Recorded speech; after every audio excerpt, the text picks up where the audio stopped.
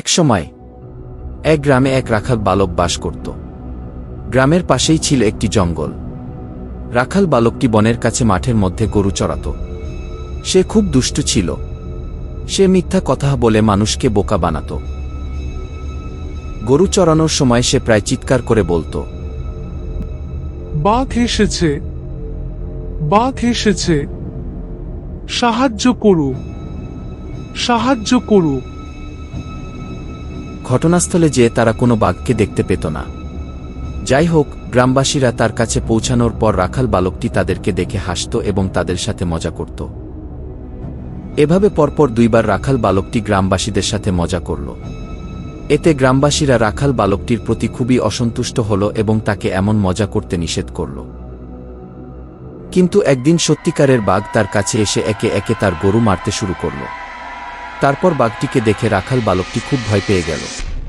সে আগের মতোই চিৎকার করে বলতে লাগল। সেদিনও গ্রামবাসীরা তার চিৎকার শুনেছিল, কিন্তু কেউ তাকে সাহায্য করতে আসেনি, কারণ তারা ভেবেছিল রাখাল বালকটি আবার তাদের সাথে মজা করছে। এদিকে বাঘটি তার অনেক গরু মেরে ফেলল এবং তারপর রাখাল বালকটিকে মেরে ফেলল। আসলে মিথ্যা বলার কারণে রাখাল বালকটিকে সেদিন অকালে জীবন দিতে হল। এই গল্প থেকে আমরা শিখলাম, মিথ্যাবাদীকে কেউ বিশ্বাস করে না।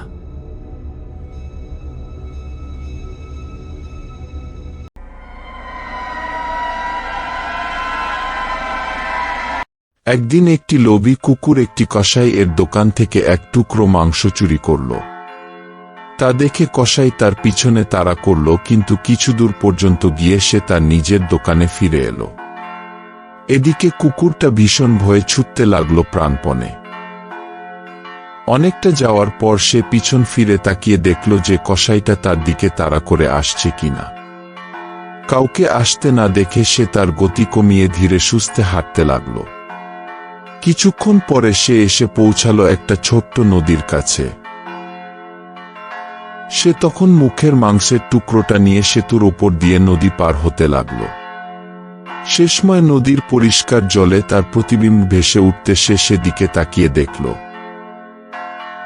লোভী আর বোকা কুকুরটা নিজের প্রতিবিম্বকে দেখে মাংস মুখে অন্য একটি কুকুর মনে করল। সেই মাংসের টুকরোটাও পাওয়ার জন্য তার খুব লোভ হল।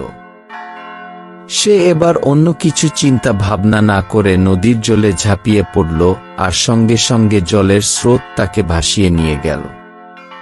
লোভী কুকুরটা মাংসের টুকরোটার সাথে সাথে তার মূল্যবান প্রাণটাও হারাল। এই গল্প থেকে আমরা শিখলাম, লোভে পাপ আর পাপে মৃত্যু।